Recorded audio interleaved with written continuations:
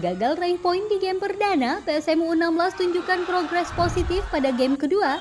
PSM Makassar U16 memulai Elite Pro Academy EPA Super League U16 2025-2026 dengan menjamu PSIM Yogyakarta U16 di lapangan Bosowa Sport Center Makassar, Sabtu dan Minggu 11-12 Oktober 2025.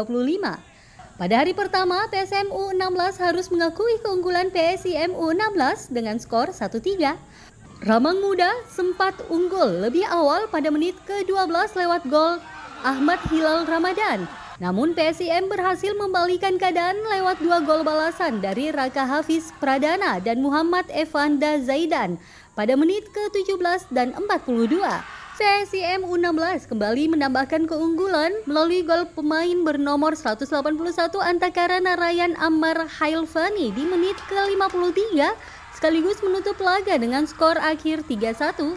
Di hari kedua atau Minggu 12 Oktober, PSM U16 tampil lebih baik.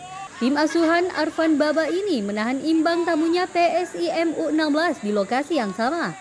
Meski hanya meraih 1 poin, pelatih PSM menilai ada peningkatan signifikan dari performa Ramang Muda. Laga berlangsung ketat sejak menit awal. PSM sempat unggul lebih dulu melalui gol kapten tim M. Raditya Putra Budiman di penghujung babak pertama atau menit ke-40.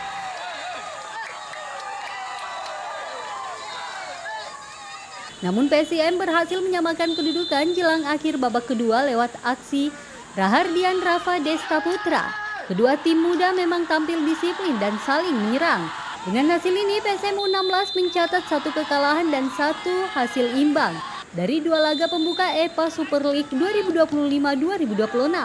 Fokus Ramang Muda kini tertuju pada laga tandang berikutnya, di mana PSM U16 menargetkan kemenangan perdana untuk mengangkat posisi di klasemen sementara Grup B.